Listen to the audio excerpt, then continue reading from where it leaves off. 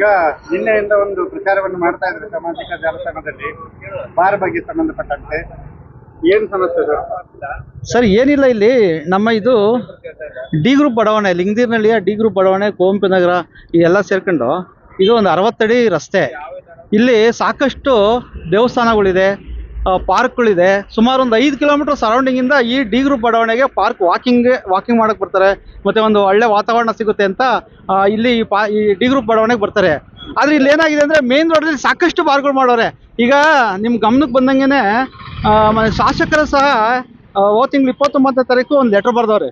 ಯಾರಿಗೆ? ಆರೋಗ್ಯಾಧಿಕಾರಿಗಳು ಬೆಂಗಳೂರು ಪಶ್ಚಿಮ ಇವರಿಗೆ ಲೆಟ್ರ್ ಬರ್ದವ್ರೆ. ಏನೋ ನಮ್ಮ ಭಾಗದಲ್ಲಿ ಯಾವುದೇ ಬಾರ್ಗಳು ಕೊಡಬಾರ್ದು, ಯಾವುದೇ ಬಾರ್ಗಳು ಪರ್ಮಿಷನ್ ಕೊಡಬಾರ್ದು ಅಂತ ಹೇಳಿ ಒಂದು ಲೆಟ್ರ್ ಬರ್ದವ್ರೆ.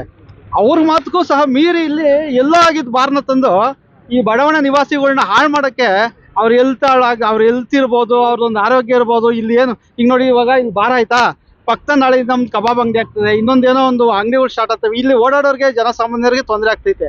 ಆಮೇಲೆ ಇಲ್ಲಿನ ಹೆಲ್ತ್ ಇನ್ಸ್ಪೆಕ್ಟರ್ ಇದ್ದಾರೆ ರಮೇಶ್ ಅಂತ, ಇವ್ರ ಸಮಸ್ಯೆ ಏನು ಗೊತ್ತಾ? ನಿನ್ನೆ ನಾವು ಈ ಬಾರ್ ಓಪನ್ ಆಗಿದ್ದು ನೋಡಿ ಹೋಗ್ತಾ ನೋಡ್ಕೊಂಡು ಹೋದಾಗ ಅವ್ರಿಗೆ ಕಾಲ್ ಮಾಡಿದ್ರೆ, ಸರ್ ನನಗೆ ಮಾಹಿತಿನೇ ಇಲ್ಲ ಸರ್, ಅದು ಎಲ್ಲಿ ಸರ್ ಮಾಡ್ತಾ ಇರೋದು, ನನಗೆ ಮಾಹಿತಿನೇ ಇಲ್ಲ ಅಂತಾರೆ.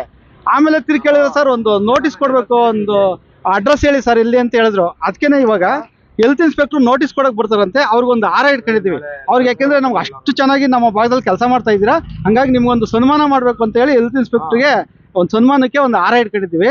ಹಾಗಾಗಿ ದಯವಿಟ್ಟು ಮಾನ್ಯ ಶಾಸಕರಲ್ಲಿ ನಾವು ಪಕ್ಷಾತೀತವಾಗಿ ಒಂದು ನಿಮಗೆ ಒಂದು ಮನವಿ ಮಾಡ್ತಾ ಇದ್ದೀವಿ.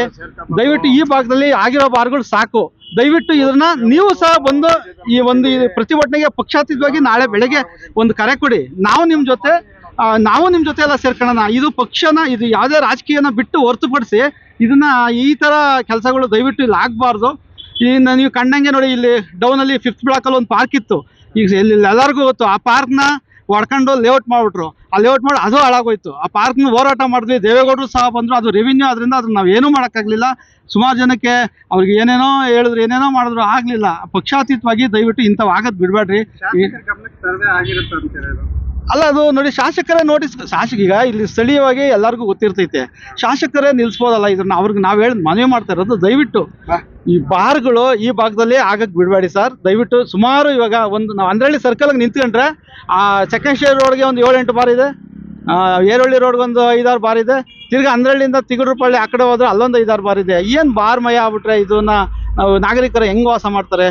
ದಯವಿಟ್ಟು ಇದೊಂದು ನಿಮಗೆ ರಿಕ್ವೆಸ್ಟ್ ಅಂತ ಎಲ್ಲರೂ ಇದು ಮಾಡ್ತಾ ಇದ್ದೀವಿ, ದಯವಿಟ್ಟು. ಆಮೇಲೆ ಇನ್ನೊಂದು, ನಾಳೆ ಬೆಳಗ್ಗೆ ಇಲ್ಲಿನ ನಿವಾಸಿಗಳೆಲ್ಲ ಸೇರ್ಕೊಂಡು ಒಂದು ಕರೆ ಕೊಡಿ. ದಯವಿಟ್ಟು ನಿಮ್ಗೆ ರಿಕ್ವೆಸ್ಟ್ ಮಾಡ್ತಾ ಇದೀವಿ, ಎಲ್ಲ ನಿವಾಸಿಗಳಿಗೆ ಒಂದು ಕರೆ ಕೊಡಿ. ಎಲ್ಲ ಪಕ್ಷದವರು ನಿಮ್ಮ ಜೊತೆ ಸೇರ್ಕೊಳ್ಳಿ ಅಂತ ಹೇಳ್ರಿ. ನಾವು ವೈಯಕ್ತಿಕವಾಗಿ ಒಂದು 200 ಜನ ನಮ್ಮ ಪಕ್ಷದಿಂದ ನಾವು ನಿಮ್ಮ ಜೊತೆ ಸೇರ್ಕೊಂಡು ರೆಡಿ ಇದ್ದೀವಿ. ನಾವು ಬೇಕಾದ್ರೆ ಒಂದು ದಿವಸ ನೀವು ಕರೆಕ್ಟಾಗಿ ಮುಂಚೆ ಪ್ಲಾನ್ ಮಾಡಿದ್ರೆ ನಿಮಗೆ ನಾವು ಸಹಕಾರ ಕೊಡ್ತೀವಿ. ಈಗ ಅಸೋಸಿಯೇಷನ್ಗಳಿದೆ ಇಲ್ಲಿ, ಅವರೆಲ್ಲ ಒಟ್ಟಿಗೆ ಸೇರ್ಕೊಂಡು ಒಂದು ಕರೆ ಕೊಡಲಿ. ದಯವಿಟ್ಟು ಈ ಬಾರ್ ಬೇಡ, ನಮಗೆ ತೆಗೆದುಬಿಡೋಕ್ಕೆ ಒಂಚೂರು ಏನಾದ್ರು ಒಂದು ಪ್ರಯತ್ನ ಪಡೋ ಥರ ಮಾಡಿ. ದಯವಿಟ್ಟು ಶಾಸಕರಿಗೆ ಇದು ನಾವು ಮನವಿ ಮಾಡ್ಕೊತಾ ಇದ್ದೀವಿ. ಆಮೇಲೆ ಹೆಲ್ತ್ ಇನ್ಸ್ಪೆಕ್ಟರ್ನ ಯಾವಾಗ ಸಸ್ಪೆಂಡ್ ಮಾಡ್ತೀರಿ? ಯಾಕೆಂದರೆ ನಮ್ಗೆ ಮಾಹಿತಿನೇ ಇಲ್ಲ ಅಂತಾರೆ. ಇಲ್ಲಿ ಯಾವುದೋ ಒಂದು ಪೆಟ್ಟಿ ಅಂಗಡಿ ಇಕ್ಕಿದ್ರೆ ಅಲ್ಲಿ ಹೋಗ್ಬಿಟ್ಟು ಅಲ್ಲಿ ಏನು ಕೊಡ್ತಾರೆ ಅಂತ ನೋಡ್ತಾರೆ. ಅದನ್ನು ಇಷ್ಟು ದೊಡ್ಡ ಬಾರು ಅವ್ರಿಗೆ ಮಾಹಿತಿನೇ ಇಲ್ಲ ಅಂದರೆ ಏನರ್ಥ? ದಯವಿಟ್ಟು ಇದನ್ನು ನಮ್ಮದೊಂದು ಮನವಿ. ಈಗ ನಾಳೆ ಇವರು ನಮ್ಮ ಇಲ್ಲಿನ ಸ್ಥಳೀಯರು ಎಲ್ಲರೂ ಸೇರ್ಕೊಂಡು ಯಾವಾಗ ಧರಣಿಗಿದ್ರು ಇಲ್ಲಿ ಮುಂದೆ ಕರೆ ಕೊಡ್ತಾರೆ, ಅವಾಗ ನಾವು ಅವ್ರ ಜೊತೆ ಸೇರ್ಕೊಳಕ್ಕೆ ರೆಡಿ ಇದ್ದೀವಿ. ಧನ್ಯವಾದ.